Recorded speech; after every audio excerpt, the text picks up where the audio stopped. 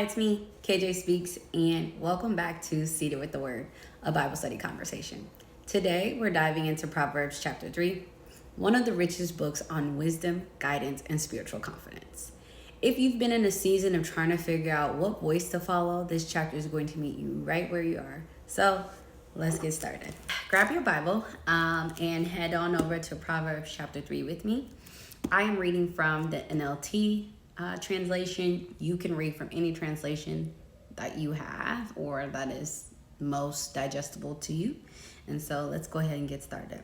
So at the top of verse 1 in chapter 3, it reads, "My child, never forget the things I have taught you. Store my commands in your heart. If you do this, you will live many years, and your life will be satisfying. Never let loyalty and kindness leave you. Tie them around your neck as a reminder. Write them deep within your heart." So that was verses 1 through 3.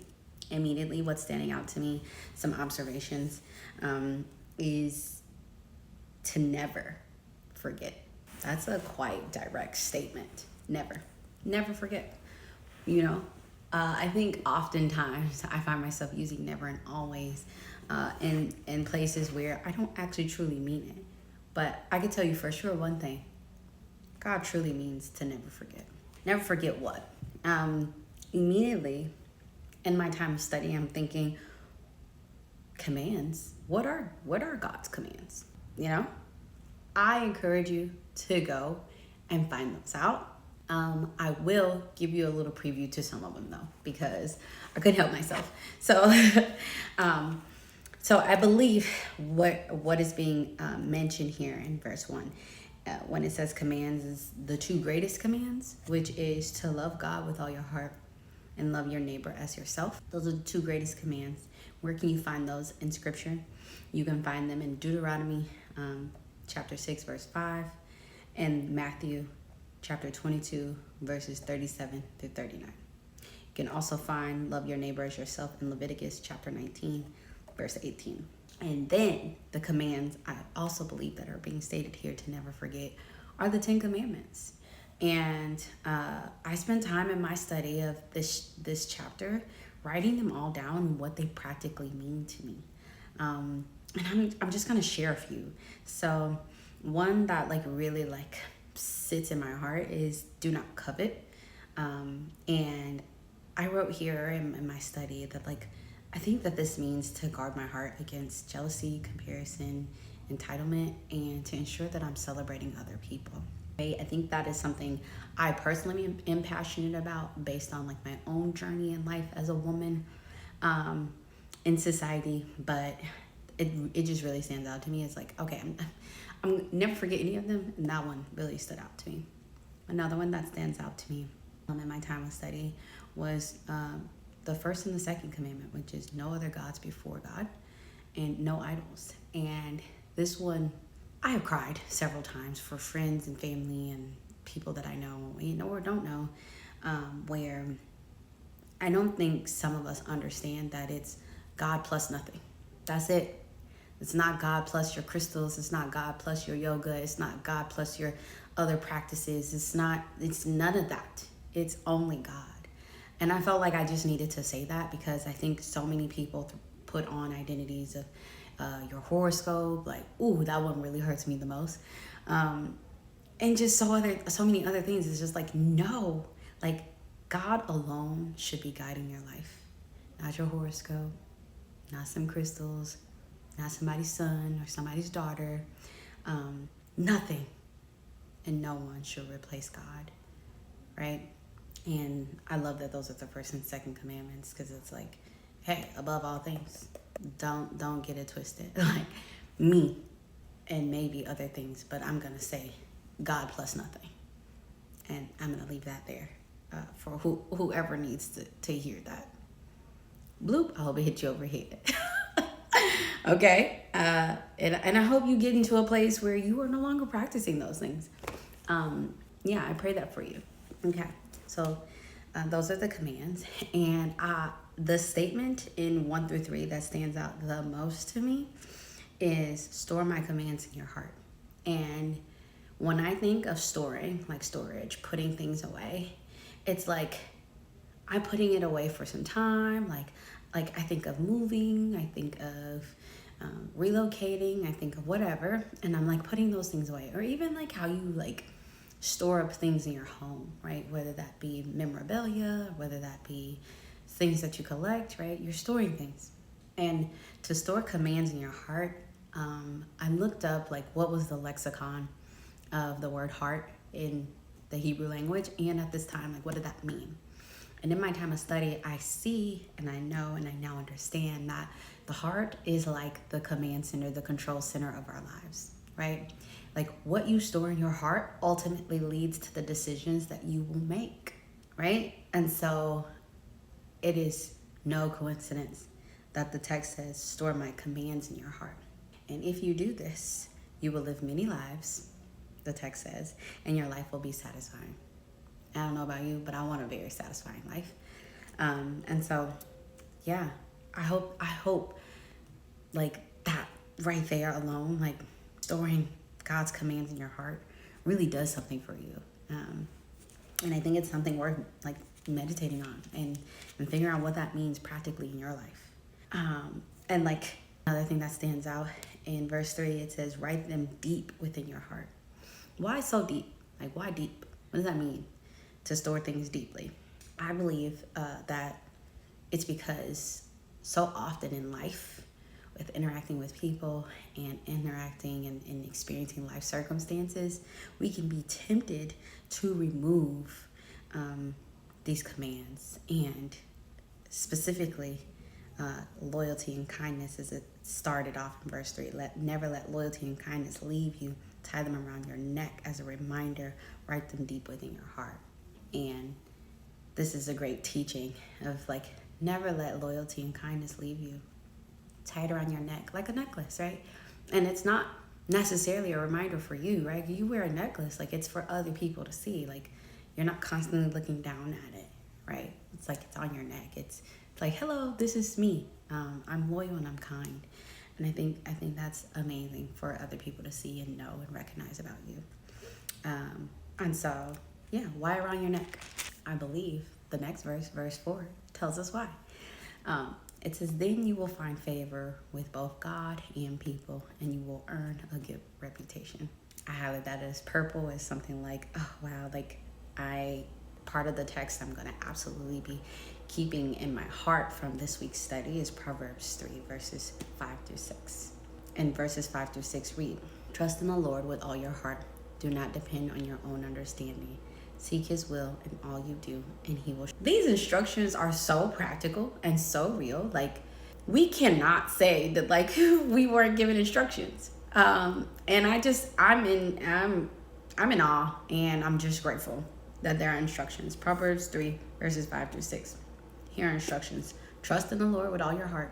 Do not depend on your own understanding. Seek his will in all you do, and he will show you which path to take. Okay.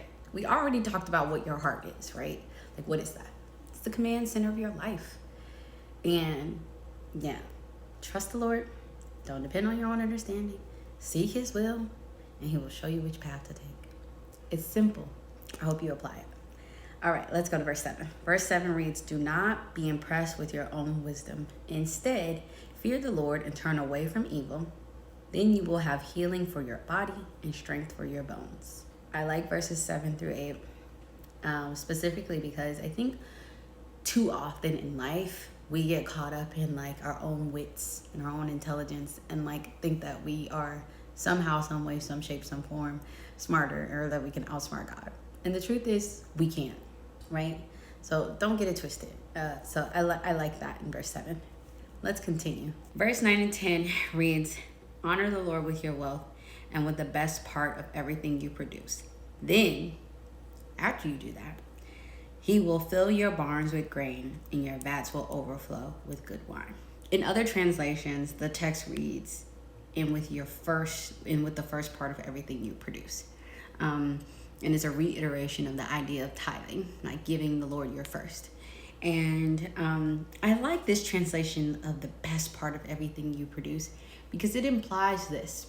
It is giving to God in regard to your wealth, in regard to your lifestyle and your posture also, but giving to him the best parts of you, which very well in many cases will be the first thing in the morning, like the first transaction out of your bank account, right? Like that's what that means. Or when you wake up in the morning, you spend quiet time with God. Like that's the best part of you before you are interrupted and tainted or disturbed or poked or needed or commanded somewhere else by something that's out there to distract you. Can you give the Lord the best parts of everything you produce, right? And I love the clause. Like, then, after you do that, you will be without need. And the text says your barns will be full with grain and your vats will overflow with good wine, right? It's like, yes, that's a vat of wine and a barn of grain back then, but like, what is the comparison to today, right? What does that compare to today in your life? I can think about what it means to me. So let's continue. I'm going to read verses 11 through 18 all together before I share my observations and application. Verse 11 starts, "My child, don't reject the Lord's discipline and don't be upset when he corrects you. For the Lord corrects those he loves, just as a father corrects a child whom he loves. Joyful is the person who finds wisdom, the one who gains understanding. For wisdom is more profitable than silver, and her wages are better than gold. Wisdom is more precious than rubies. Nothing you desire can compare with her. She offers you long life in her right hand and riches and honor in her left. She will guide you down delightful paths, and all her ways are satisfying. Wisdom is a tree of life to those who embrace her. Happy are those who hold her tightly." First of all, lovely piece of art, verses 11 through 18. Let me just say that. And then two, what stands out to me in this poetry that is being stated here is that discipline and correction comes from a God who loves you. And also, I am so happy that it is implied here that, like, even though you have choice and you may make the wrong decision in doing something outside of God's will, God will correct you. That alone is very exciting for me as a reader of this text. And I hope it's exciting for you. And I love the instruction about, like, don't be upset when he corrects you, right? I think that, like, oftentimes in real life when people correct us, we maybe feel some type of way. But the Lord is saying, don't correct. Don't be upset, because I correct you because I love you. And that's exactly how it feels when your parent corrected you in your childhood. You maybe were upset, right? But you're being corrected because you are loved. And we love that. The art, poetry, and, like, I feel like the way I would summarize this text and how it's coming to me is that there's joy in learning, most importantly, and nothing is greater than wisdom. Like, to know God's truth is delightful, and to know and apply God's truth, that wisdom, to your life, as it says here in verse 17, she will guide you down delightful paths. All her ways are satisfying. All the ways of wisdom are satisfying. Wisdom will guide you down delightful paths.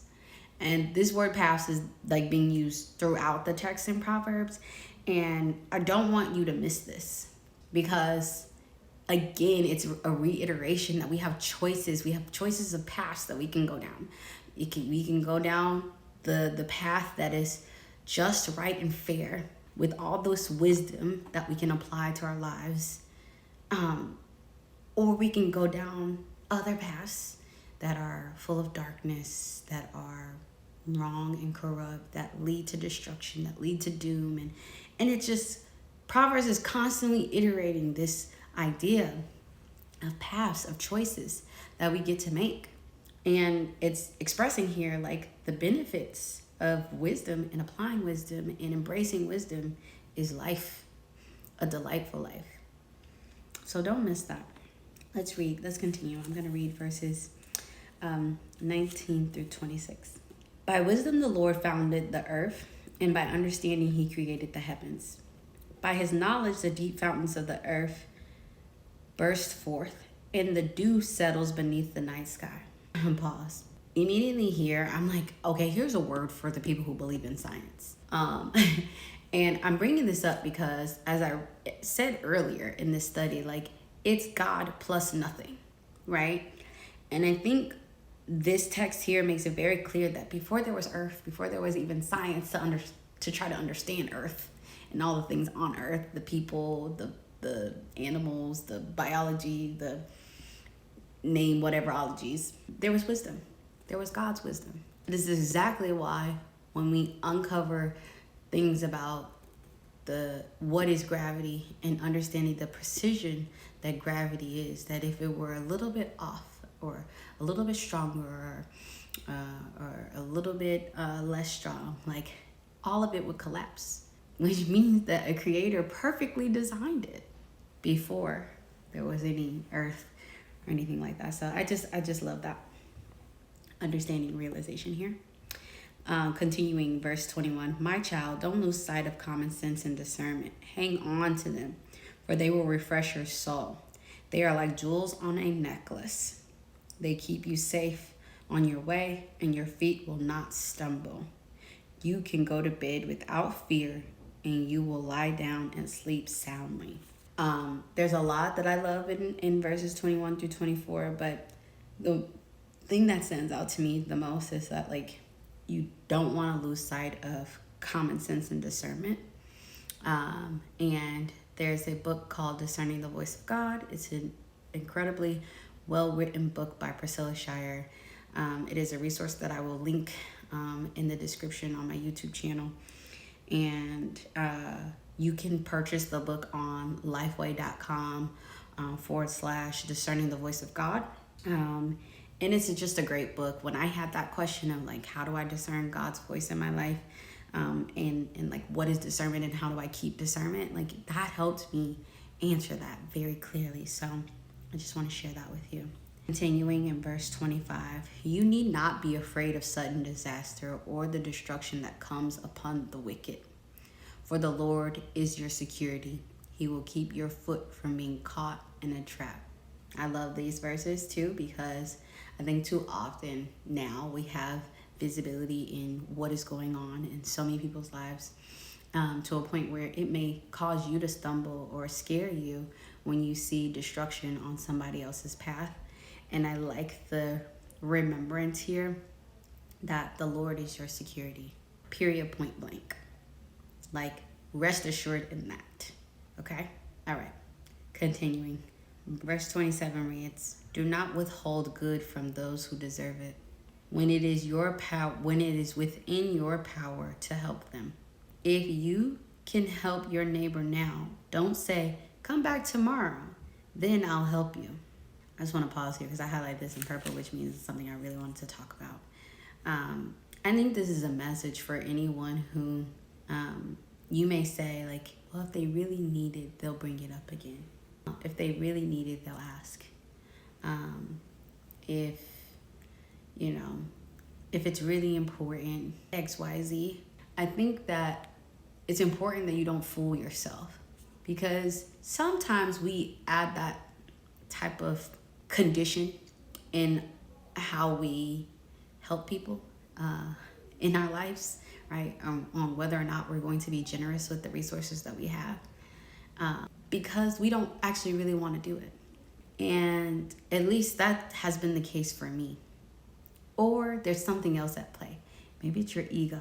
Maybe it's pride. Maybe it's something else altogether. I have no idea.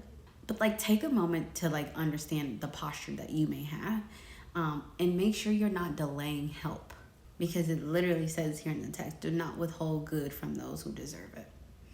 And what was good back then, right?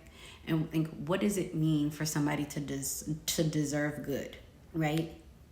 I think that is a part of discerning, being able to discern and have common sense about things, about what is good, what is right, what is just, and what is fair.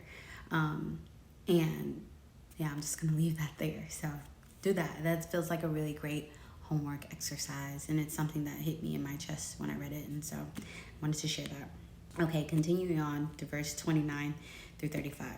And that'll be the end of our study today. Verse 29 reads, "Don't plot harm against your neighbor, for those who live nearby trust you. Don't pick a fight without reason when no one has done you harm."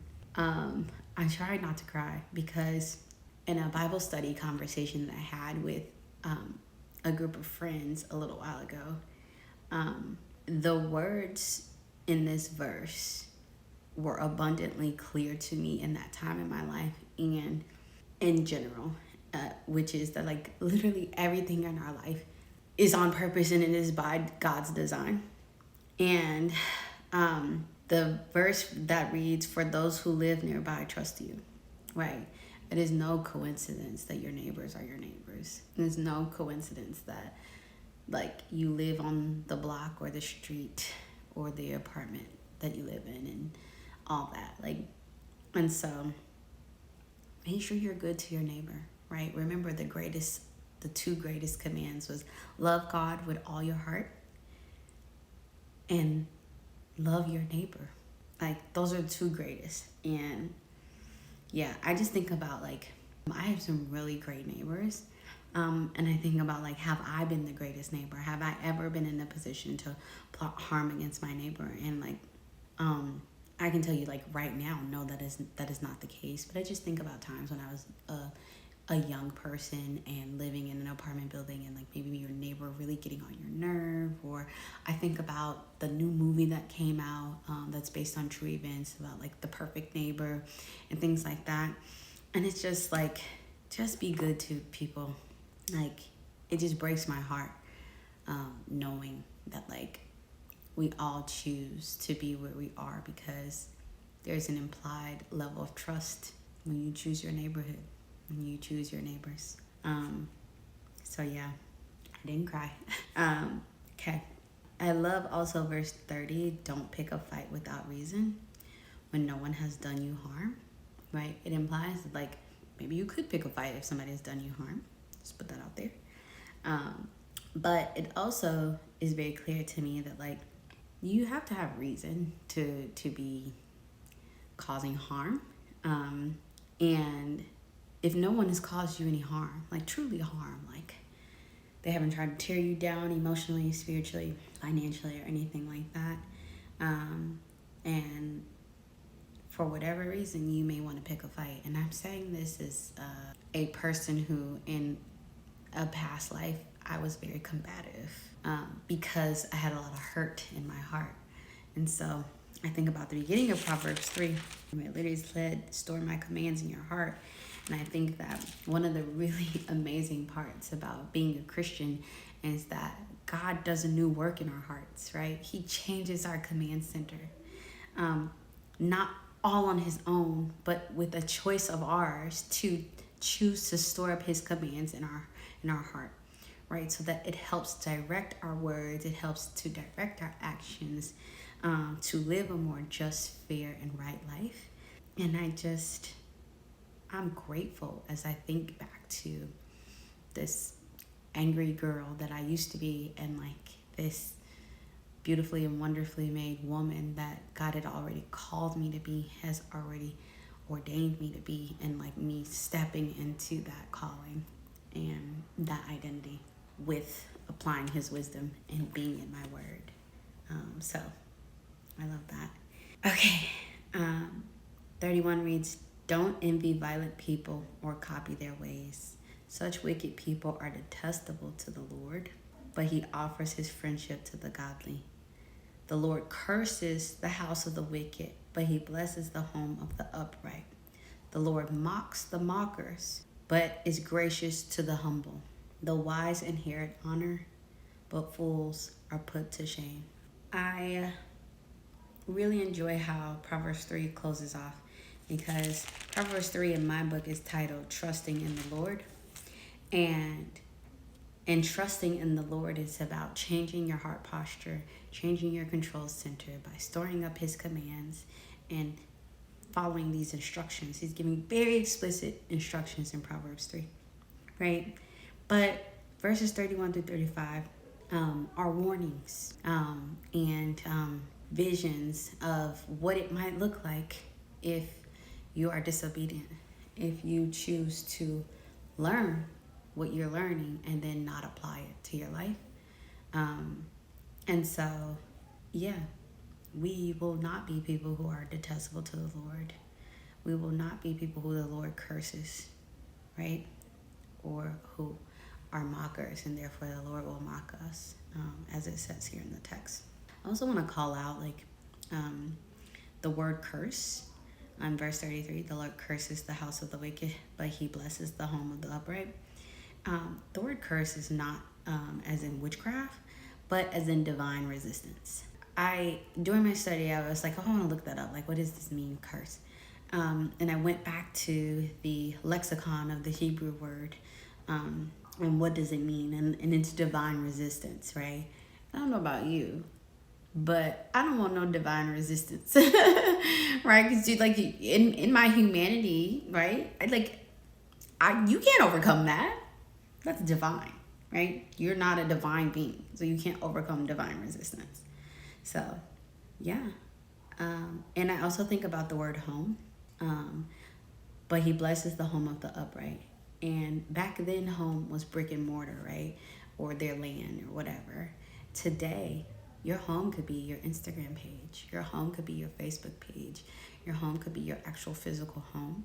And make sure that it is upright, right? What you are saying, what you are doing, how you are speaking, how you are living. Make sure that it is upright, right? Because there are impacts and there are real consequences. So I hope you found today's study helpful, and I'll see you right back here next week.